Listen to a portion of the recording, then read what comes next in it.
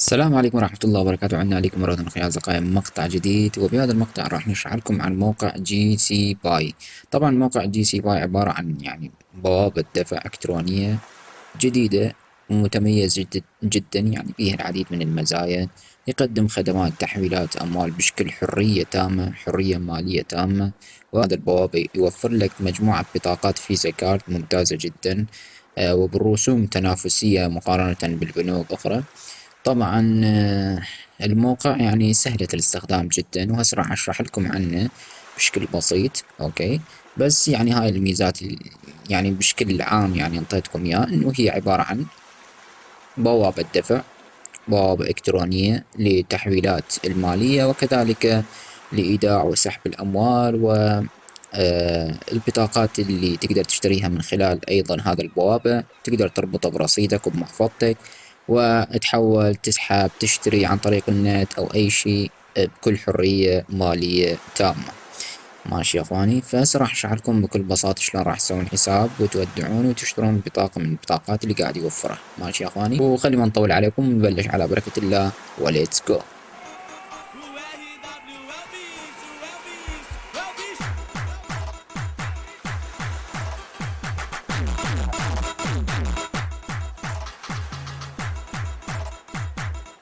اوكي يا اخواني، مثل ما تشوفون هذا الموقع قدامكم، فاول شي راح نجي نضغط على get your card. اوكي، طبعا راح يوديني على هذا الواجهة، نقدر نسجل حساب سواء على رقم الهاتف او على الايميل. فاحنا راح نسوي حساب على الايميل احسن شي.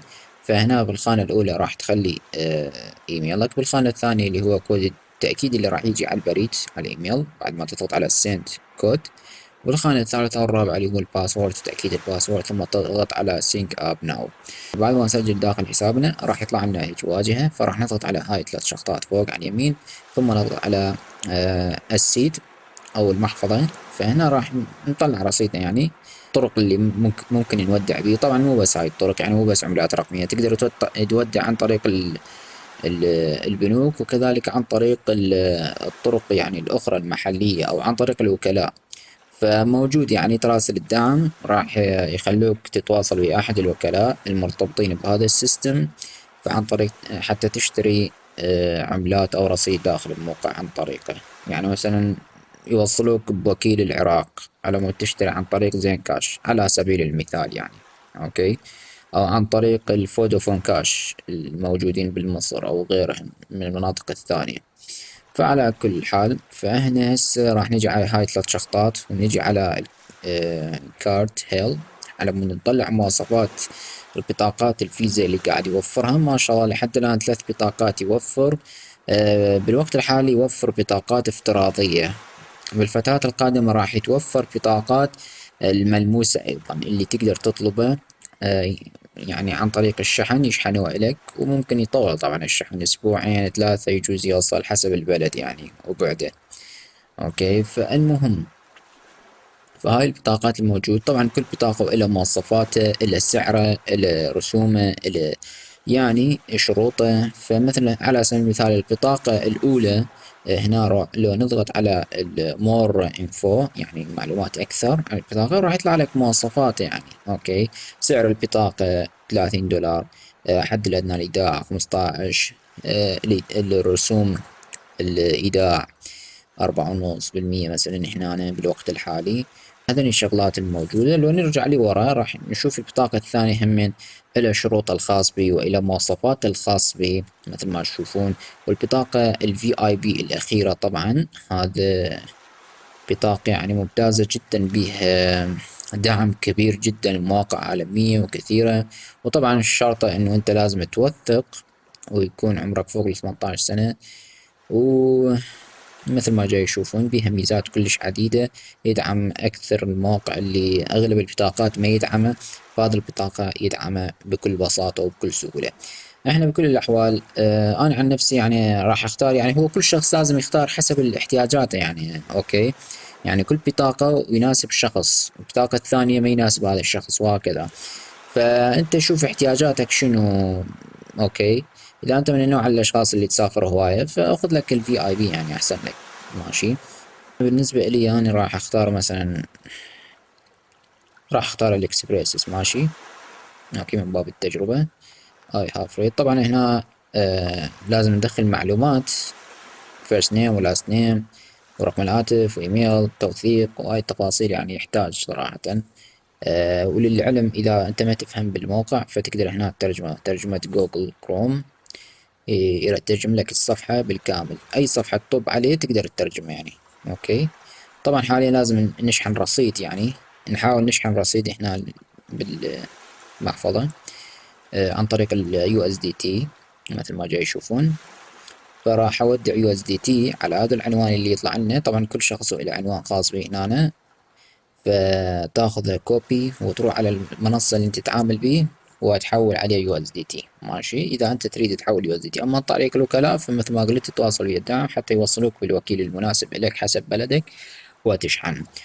طبعا هسه اني قلت انه راح اشتري ذاك البطاقة اللي سعرها $30، حد الادنى الايداع مالته $15 على ما اعتقد. ف يعني راح اودع لي بحدود $50. ماشي. او خلينا نقول اكثر احتياطا، اكثر راح اودع. حتى شنو، حتى اجرب قدامكم شلون راح نشتري ونضبط الوضعية. ماشي. راح اودع على هذا العنوان مثل ما قلت وارجع لكم. اوكي يا اخواني، وصلني الرصيد، بس اكو شغلة لازم تنتبهوا لها. انتم وين تودعون؟ هاي المحفظة لازم تنتبهون على الشبكة، يعني مو تختارون شبكة TRC20 وتروحون تحولون على شبكة باينانس، أو تختارون باينانس وتحولون على TRC20. فانتبهوا على الشبكة، لازم على نفس الشبكة تحولون. ماشي يا اخواني. هاي ملاحظة معروفة يعني الكل يعرفها، ولكن تنبيه يعني خاف ما منتبهين. ماشي. أو نسيته يعني. المهم نجي على 3 نقاط ونجي على الكارت. اوكي. وراح ناخذ الكارت اللي نريده. اوكي. على سبيل المثال هذا الكارت احنا ردناه، فراح نضغط على فاست ابلكيشن. طبعا هنا لو نترجمه يعني يفضل انه نترجم كل خطوة يعني. اوكي. وين الترجمة؟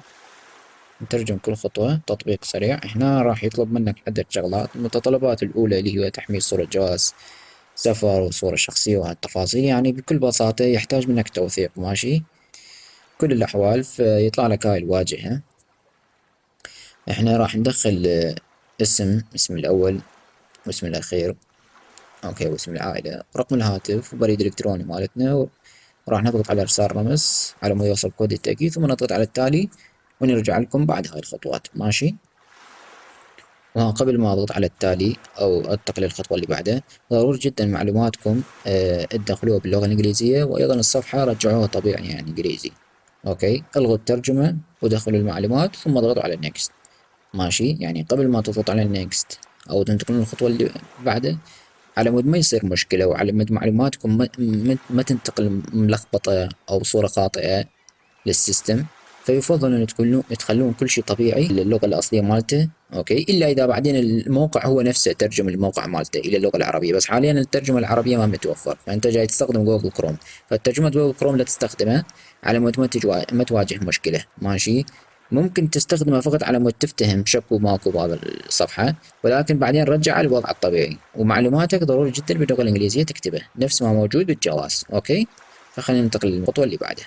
اوكي يا اخواني، وصلنا للخطوة اللي بعدها. طبعا هنا يقول لك ادفع هذا المبلغ، يشمل طبعا الايداع الاول اللي هو $15. طبعا تقدر الترجمة مثل ما قلت تقرأ، بعد ما تقرأ وتفتهم شنو السالفة تراجع الترجمة الوضع الطبيعي. ماشي.